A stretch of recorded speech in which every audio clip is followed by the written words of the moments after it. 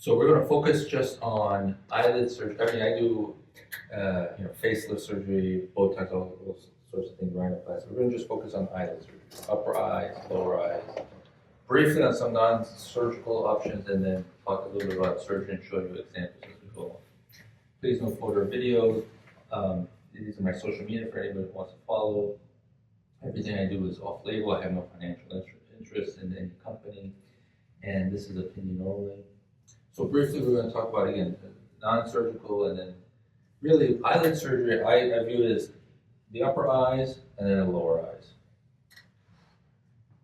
And what's an ideal eye? There is no one ideal eye, but what makeup artists use and when they're dealing with celebrities is looking at an oval. The distance from your eyebrow and the lower part of your eye bone should be about equal distance from the pupil and creates a nice oval. So for those whose eyebrows may fall with age or lower eyelid bone falls with age, that oval increases and gives the impression of aging, really. And a lot of things happen from youth to later in life. It's not just skin surface, but structure changes. And specifically, there's sagging that occurs in the skin grows. Brows fall, eyelids fall, it's looser, but we also lose volume. There's a shrinkage that occurs. We lose fat in the blue areas underneath the cheekbone, underneath the eye, but we also gain fat in here in the yellow and around the eye itself. We gain fat here, we lose fat here, then creates the eye bag. And that could be present at a very young age. It gets worse as we get older. And partly because this eye socket also gets bigger as we get older. Okay. So here's a woman in her 50s. The pink areas where the skin laxity, tissue laxity occurs. Things fall. Okay. That's one mechanism of aging. The areas in blue is where volume shrinks, tissue shrinks, from like a grape to a raisin. And then the areas in yellow are where there's additional volume.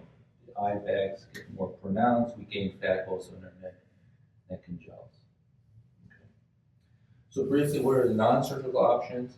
Well, there's skin surface treatments like peel, then injections, relaxers, fillers, and then PRF, platelet-rich fiber, where I take your blood, I spin it, get rid of the red blood cells, and then inject the platelets and growth factors. Relaxers are Botox, they're different brands. We call them relaxers because they relax the muscle. And the most common areas around the eyes are the forehead. So these lines, crow's feet, here, and they relax.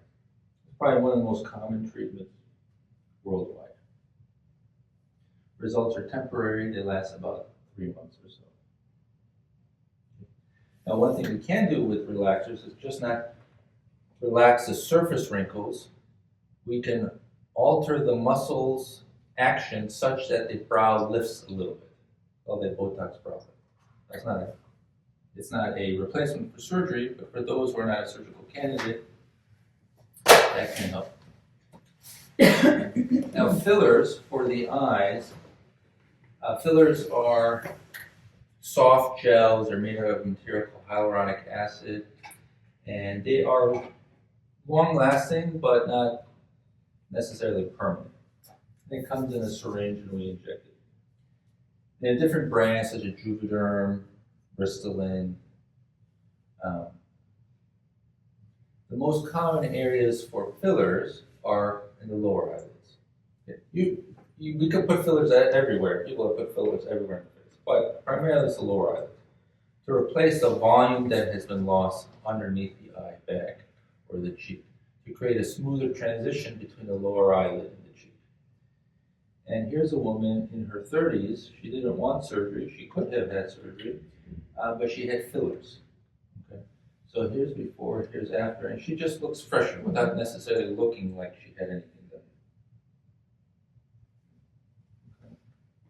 And all these patients are on our website. You can see before and after photos. Here's an older woman.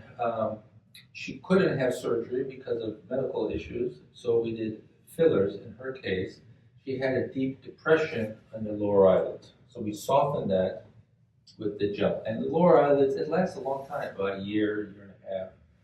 Fillers we inject and your body slowly dissolves it over time, like ice. Wait, could I get another picture? Yep. Where did you inject again? In the lower eyelid here, there's a crease around here. But it almost looks like it's lifted a little bit. Did you do Botox? The angle a little different. Yeah, so one thing, I don't remember if I did Botox, possibly. One thing to keep in mind with any before and after photographs you see anywhere, lighting could be a little different, the camera could be a little different, the angle could be a little different, the patient might move a little differently. And even if I take your same picture 1 minute apart with the same equipment, there might be a slight difference. All that being said, when you come to our office, we try to keep everything the same. We have a room with special lighting and so forth. But good question.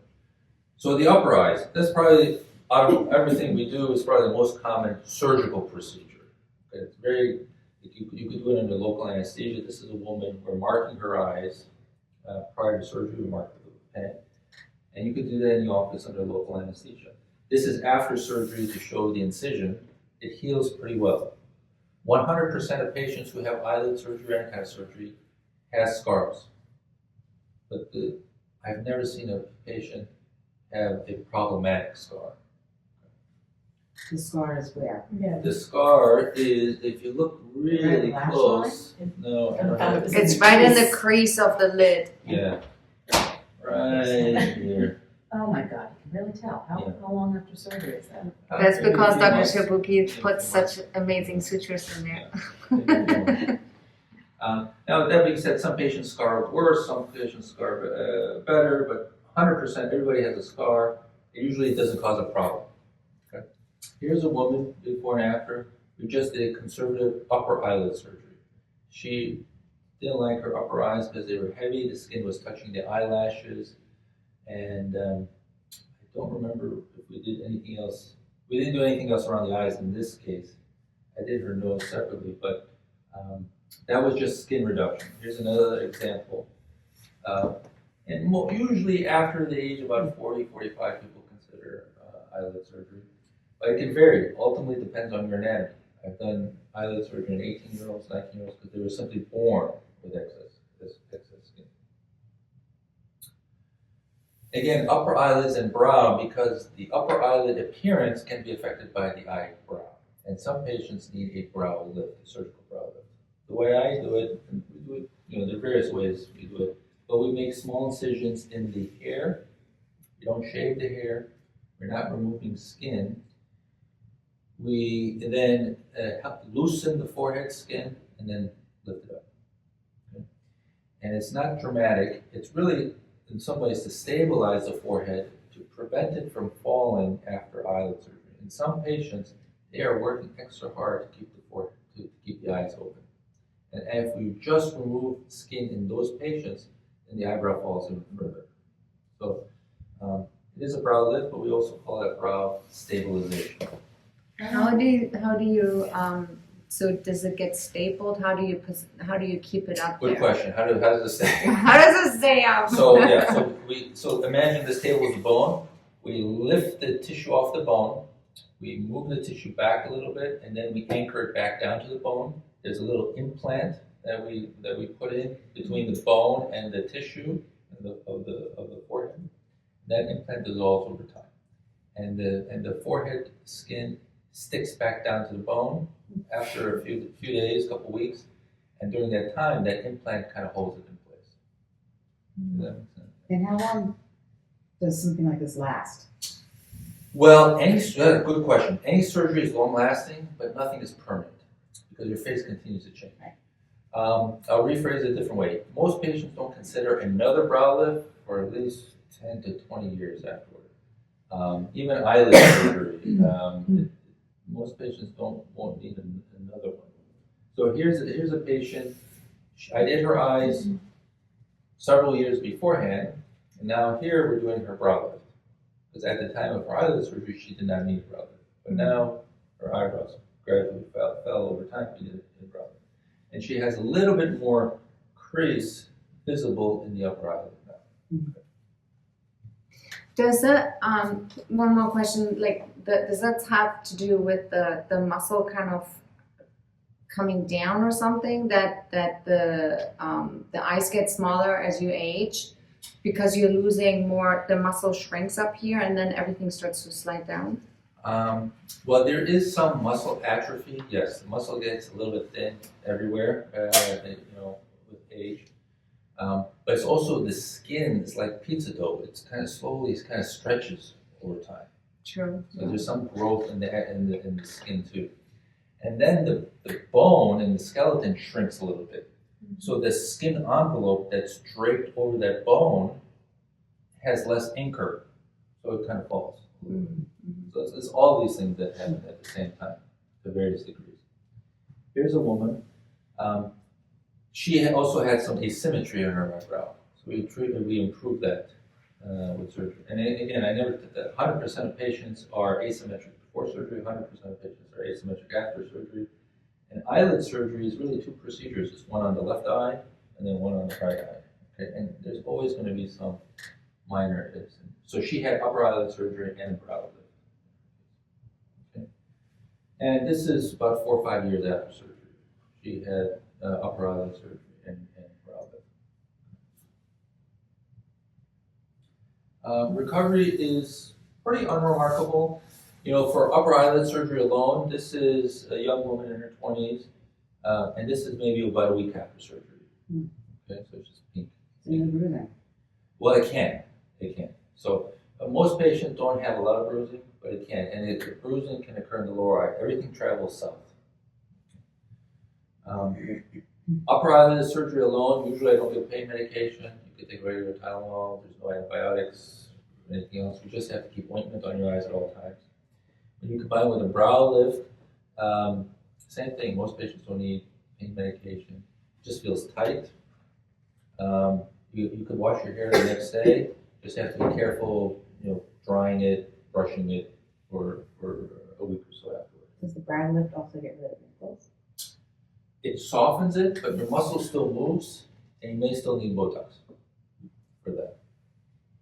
Do you wear like a compression bandage on to press it against the bone again? If you did that, you get a headache. It'll hurt afterward, and it's not required. So we do put a bandage or wrapped up for one day, but it's not like a tight cap. Questions before we go to lower eyelid? Do you go back into the office, have the stitches removed, or are they Good question. dissolved? They dissolve, Okay. but if they don't dissolve after about a week, then I take them out. Okay. Yeah. So lower eyelid surgery. So again, the eye socket enlarges with time. We gain fat in the eye socket itself that creates the bulge, and we lose fat below the bulge in the cheeks, so that the contrast between the hill and the valley accentuates as we get older. So how do we treat that? You can do a skin pinch. Basically, you pinch a little bit of skin and trim it off. Okay? And there's a scar underneath the eyelashes here. The other is what's called transconjunctival. There's no external incision. It's done on the inside, in the pink of the eye, to reduce some of this fat. We're not removing skin with this approach, but we're reducing the fat. And then there's a skin muscle flap where we're tightening the muscle and the skin. There's an incision underneath the eye. In almost all patients, or majority of patients, I'm also doing fat transfer at the same time for lower eyelid surgery to replace the volume that's lost in the cheek to create a smoother eyelid cheek transition. And we take that fat through liposuction around the abdomen or thighs and use that instead of filler. Here's a patient. Her before and after is just fat transfer. Okay, so we rejuvenated her lower eyelids with fat transfer. She had fillers in another office, didn't want fillers anymore. And if you look, she just looks, at least in my opinion, a little bit more skeletonized here. A little kind of sunken in. Yeah. Okay, so we plumped her up a little bit. In fact, that fat stays with you. You grows with you, it changes with you. That's about fat transfer. Okay. Here's a gentleman. Men, probably out of all the procedure I do, eyelid surgery is probably one of the top ones for men because they get excess skin, they get eye bags just as much as anybody else. And he was probably in his early 40s. He's got this bulge and then the hollow underneath. So we create a smoother transition by removing fat from the eye socket and then injecting fat in the cheeks and underneath the eye bag. And he had a transconjunctival approach, that means an incision on the inside, so there's no external scar. There's still scar. Again, every surgery has scar, but there's no external scar. When would you do one over the other? What would be the case scenario if you do it internally or externally? Yeah, it really depends on how much loose skin you have. Mm-hmm. Okay. So if you don't have a lot of loose skin, that's a judgment, then we go on the inside. Mm-hmm. If you have a lot of loose skin, more likely go on the outside. Here's a woman, a younger woman in her late 30s, early 40s. Always had kind of a bag, just got worse with age. And she's in the medical field. And we did a combination of a skin pinch and a transconjunctival. So we did a transconjunctival to reduce the fat. We did a skin pinch because she had a little bit of excess skin that bothered her, the skin, and she has a scar underneath her eyelashes. And then we injected fat rather than injected at the same time. And again, I'll show you some of their levels of bruising in a second, but pain was not an issue. It's bruising, swelling. Here's a woman, again, a younger woman. Always had kind of dark circles. It's maybe hard to see. She has a little bit of excess fat that's bulging out, but not a lot as compared to the previous patient. We reduced fat from an inside approach. She doesn't have a lot of loose skin, so there's no skin pinch. But we injected fat, and in her case, we injected fat all around the eye, also the upper eyelid and temple. She was hollow in the upper eyelid. Created a skeletonized approach. Okay. And here's the level of bruising. Lower eyelid tends to bruise and swell more as compared to upper eyelid. But How long after surgery This is is the within a left week. one? within a week. Both of them? Yeah. So some patients bruise and swell more than others. Same procedure? Same procedure, yeah. Oh, there's two different patients though. Yeah, two different patients. Oh, okay. I was like, wait. Yeah, two different patients. Looks Just to show you kind of a spectrum, yeah. And this is a patient, so what do you think we did for her? Fat transfer. Yes. She also had a revision facelift and chemical peel. Skin looks Yeah. beautiful in the So- second picture. So we did, so she has a lot of sun damage here. Look at this neck skin versus this face skin. So we did a chemical peel. We did a revision facelift. She had a facelift by somebody else, but still had a lot of loose skin. And then fat transfer for the Just lower eye. one chemical peel does that? It can, yes. So she had one chemical peel. I like that. I've never seen it. Here's another patient. What do you think we did for her? Facelift.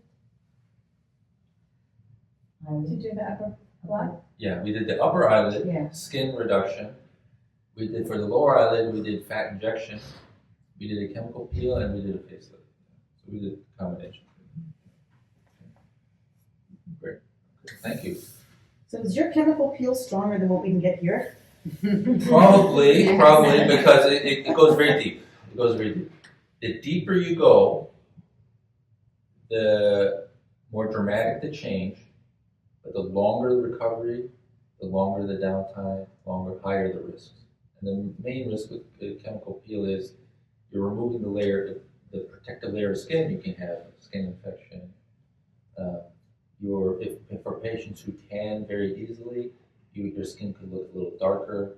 Again, the deeper you go, it could stay pink for a long period of time. So there's some issues with that. So we don't do it for all patients, and it hurts. So it's a little tender. So we can't do it in the office, but these patients had it while they were asleep under anesthesia. Questions? Have you ever heard of festoons? Yes. Yeah, I just discovered the name of that. Yeah, so festoons are just kind of excess, they look like bags, but they're not fat. They're kind of, lack of a better word, swelling or chronic edema or water in the tissue. Mhm. Those are hard to treat with anything. You usually will do injection of a medication called 5-FU. Sometimes that helps reduce the festoons. Or another drug called hyaluronidase you may inject. Part of it may be lifestyle in terms of what you're eating, you're sleeping, allergies, and everything else. Yeah. So those festoons are not primarily treated with plastic. And what are they usually on the lower? On the lower, yeah. Like a, Yeah, I don't have any pictures of I it. have one, so that's why I'm asking. Yeah, I have one that just this one shows up a lot. Yeah, so that's more of a festoon, yeah. So that's harder to treat. You may try like the needling, that may help. Have you seen it? Have you seen the festoons improve with the needling?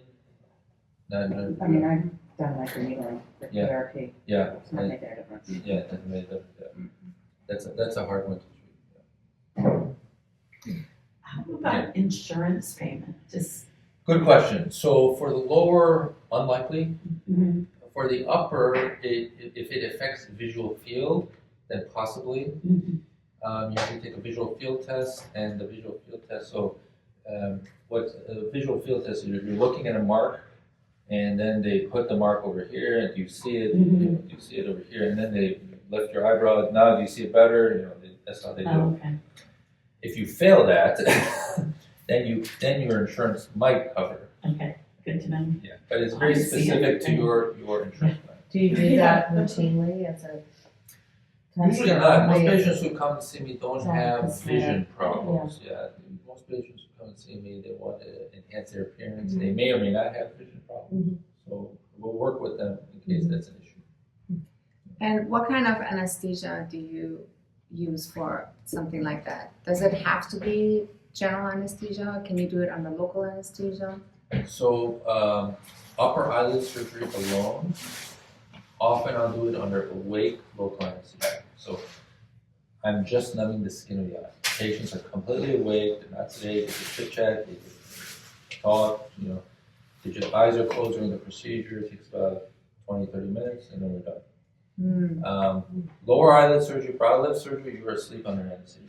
You get an IV. Okay, IV sedation? Yeah, IV sedation. Okay. You're still breathing on your own. Right. There's a board-certified anesthesiologist who's providing the anesthesia. And it takes about an hour, 2 hours, depending on what's being done. But yeah, Would you do that also with fat transplant? Well, fat transfer alone or fat transfer with upper eyelid surgery, we could do that in our office, local anesthesia. We numb the abdomen. So you feel a little shaking when I'm doing the liposuction, but it's manageable. Yeah, right. It's manageable. Yeah. But you can do all of that under IV sedation, and would you do that at the surgery center, or where is that? Yeah, being surgery done? center, yeah, Okay. GW. Yeah. It's about, my office is in DC, and it's about a 5-minute walk from the office. And then you still locally anesthetize, right? Oh yeah, every patient, even if you're asleep under IV, we're still numbing whatever body part we're operating on.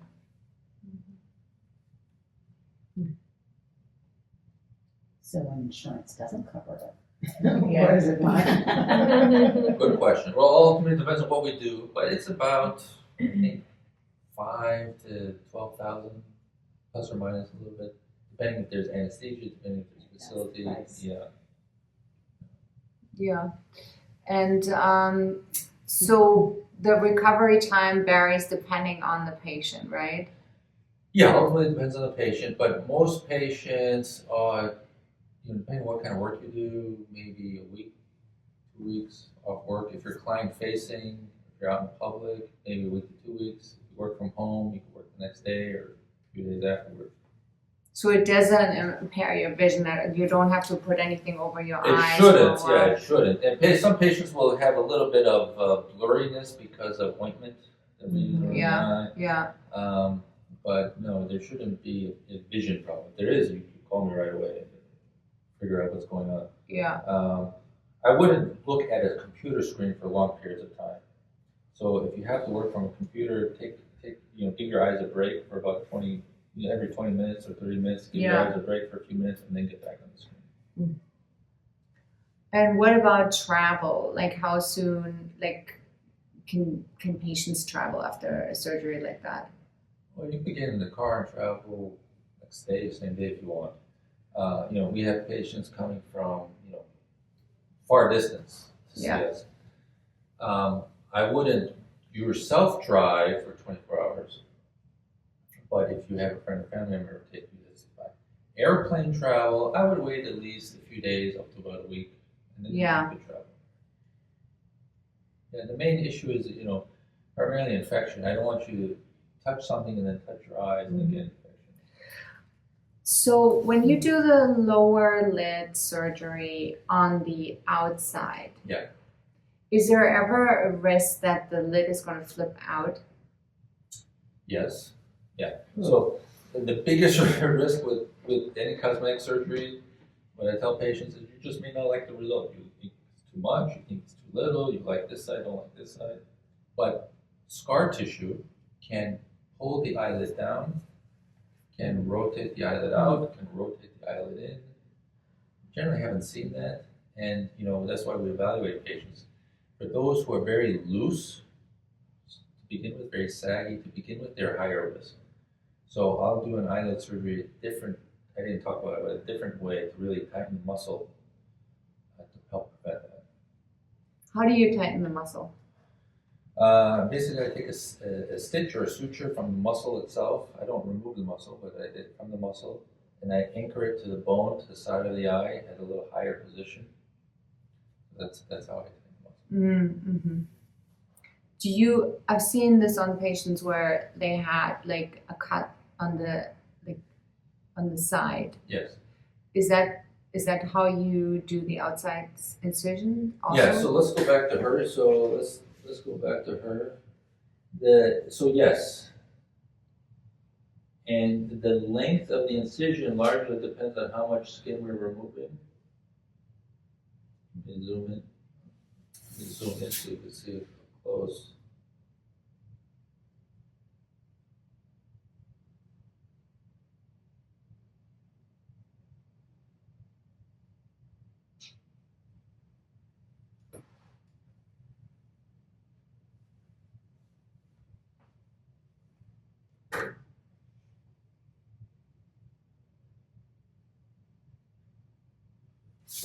Can you see?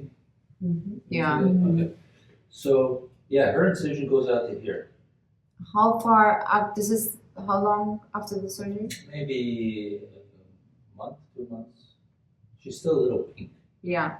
Yeah. But her incision is underneath the eyelashes here, and in her it ends about here. Do you have to remove extensions? Extensions. Oh, yes. Good question. Yeah. So before and it'll be at least a week, 2 weeks before you could put them back on, and no contact lenses before for a few days or after, or anything, or makeup or anything. We don't want any eye irritation. The other risk with eyelid surgery is a dry eye, and extensions, contact lenses, makeup, all that can contribute to a dry eye. And the dry eye, because you would somehow damage the tear ducts, or why would that happen? No, it ultimately it's inflammation. There are a lot of reasons for dry eye, but there are little glands within the eyelid that create oil. So it's not the tear mechanism; it's the tear lubrication. More likely to contribute to dry eye. Usually due to allergies, dust in the air. So before procedure, if patients have dry eye, I ask them to lubricate extensively beforehand. And lubricate extensively after. Once their inflammation from surgery is resolved, then they can go back to their normal eye care. So it's more of a risk for patients that have been somehow Yeah, so compromised before they go into Correct, yeah, they're a high risk. It can happen to anyone, but they're high risk. So if you had LASIK before, or PRK, or some, or always wear contact lenses, then you're a higher risk for dry eye. Or if you have a lot of bad allergies, you're a higher risk for dry eye. But if you have dry eye before going in, will it make it worse or? Possibly. Yeah. So for if you have dry eye, it depends on the severity beforehand. For most patients, I've asked them to lubricate Right. extensively beforehand, and then continue that after surgery for at least a week, 2 weeks. And I haven't had a patient, their dry eye has got worse. It's just been the same. Okay. Yeah.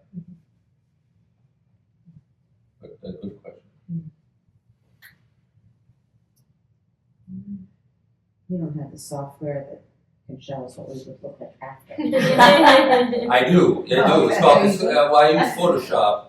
I use it primarily for rhinoplasty or chin implant procedure. It's harder to show on a eyelid surgery, but in the office, if you're upper eyelid surgery or lower eyelid, I take a Q-tip and you look in the mirror and I can show you, give you an idea of what that may look like. Listen, it's an estimation. Can we bring you a picture from our? Yeah, bring a picture. Yeah. Yeah, that's okay. Yeah, because some patients will say, I've always had full eyes, and now they're bothering me, or now they're worse, or I've always had bags, or it gives me perspective. Yeah. Right? Because what I don't try to do, I don't try to create a different person. Just try to make it look a better version of I can bring your. Christy Teigen then? Yeah. Yeah, and I think that is just the risk, no? When you touch the eyes, then Yeah. it can really change a person's Right. I'm sure you've expression. seen celebrities, right? They have the procedure, and then they're like, "Who is this?" Right? It draws attention. Then you know that they had something done. Right. So when you, just to go over this one more Yeah. time, when sometimes you have patients that really what they don't like is the dark circles. Yeah. So, and the dark circles is because a lot of times they have that little fat bolster, and then underneath they have that indentation.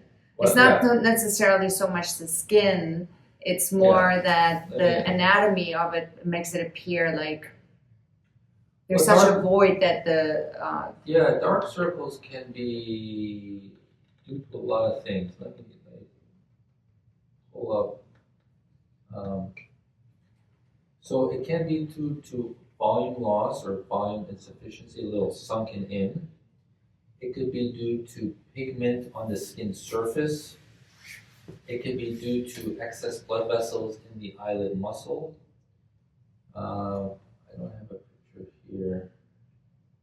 Is that plasma, that P? Yeah, PRF, yeah. Is that a good treatment for? Yeah, that's good for general rejuvenation. It creates a little bit of volume, but not the same as fillers or fat, and you don't see a result right away. It's like, you think of PRF as you're fertilizing the lawn. We're injecting, and then if you're giving growth factors over a month, 2 months, there's some rejuvenation of the overlying skin.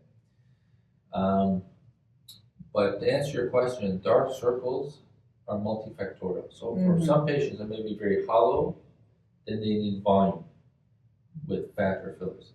It may be due to excess of a bulge. right. Then they may need some fat reduction. It could be a skin surface issue. So then more topical treatments. Right.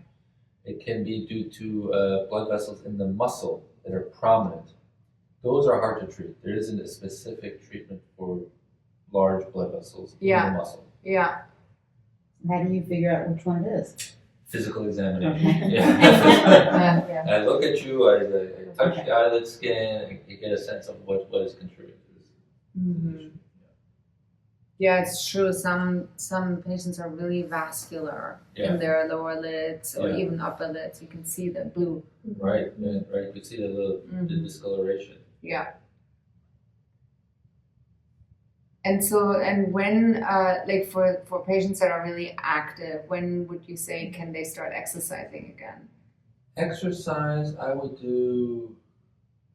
You could do light activity right away. So Really? Yeah, light activity means go walk your dog right away. Go take care of your kids right away. You're not staying in bed. So, what I wouldn't do is do any activity that increases your heart rate or pulse for at least a week, possibly 2 weeks. For most patients, it's a week and they're back to facility. Okay. And so the sutures are dissolvable in the upper eyelid and also in the lower? Lower eyelid, yes. And do you place sutures if you go on the inside and make that incision, Good or? question. Some surgeons do, I don't. So Yeah, I would imagine that would rub against the eyeball.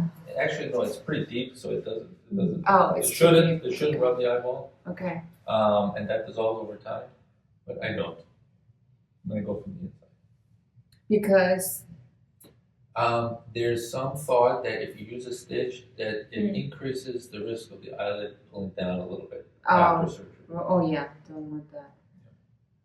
Interesting. All right. Have you ever had a patient that came to you for eyelid surgery and you said you don't need it? Yeah, I mean, some things we can do, some things we can't do. I had a patient, so I also do eyelid surgery for patients of Asian ethnicity who don't have a crease, they want to create a crease. I had, some patients want more of a kind of a cat eye appearance or more almond-shaped eye. They're trying to really change the shape of their eye. Oh yeah. That I don't recommend. That I don't do. Yeah. So then I'll say no. Yeah. Okay. All right. So- When we schedule. So you do it, you can call for a consultation, Yeah, it's you a can- one-on-one to Of course, decide. if you Do you see have me. cards? Cards for us? No, I didn't bring any cards. Yeah, I have cards. I I forgot. have. School. I Yeah. forgot my the table. Yeah. I forgot the Electronic card? Well, if you have your phone, I could. I mean, we just look you up on. Are you on Instagram or TikTok or Facebook? You can find us there. I think Suzanne has some. Yeah. This- Look at your website. Oh, okay. Here, 2 cards. You can take a picture of it if you want. Yeah, I can do. I'll do that, thanks. Did you want one? Oh, I looked them up online. Oh, I okay. had two. Thank you. You guys can have them. I Yeah, need I'm sure. I need new cards because those were the last 2. Thank you. I can just take a picture if you Yeah. wanna keep And it. you're at Yeah. GW? or- Yeah, that's fine. I'm actually, I operate out of GW, so Okay. for those who need anesthesia, we'll go to the surgical facility at GW. Not the main operating room, but they have on L Street, 21st and L. Okay. They have an outpatient center. But I'm independent from GW. I actually have one more question. Yeah. How long before the eyelid surgery, like for patients that do get Botox? Yeah. Don't they have to take a break, like for at least 3 months, so you can see the full, like how does it look without Well, yeah, it Botox? depends. So you could also show me pictures right before you get Botox, so I get a sense. It depends on where you're getting Botox. So if they're just getting in between the eyebrows or the crow's feet, then it's less likely to affect their upper eyelid skin fold or eyebrow position. And then. But if they also, get it let's in say- the forehead, Yeah. So optimally, yes, I would see a patient who has not had Botox recently. so they have to wait. Well, I could have a pretty good estimation of what they may need with or without Botox. Okay. But ideally, I would see them without any Botox. Okay. Would it change, you know how as we get older because of the squinting and the orbicularis oris, Yes. like, narrowing. Yeah. Would like a brow lift open the eye more again? Like give you more of an open. Yeah, it does. It's because we are increasing this space. Mhm. Yeah, absolutely. I mean, but the goal of the eyebrow procedure, anything we do, it's really not to make it look like we did anything. Right. The main goal of the procedure is you look at someone and say, oh, they look fresh, they look rejuvenated, they look healthy, they look energetic, they look like you went on a nice vacation, right? Not like you had your eyes done. Yeah. Yeah, sure. So brow lift can do that, conservative procedure. But yes, it does open up. Same thing, Botox here. by relaxing this muscle, you don't squint as much, the eye can appear more open. Yeah. Sorry. Well, thank you. Thank Yeah. you. Thank you. Appreciate it.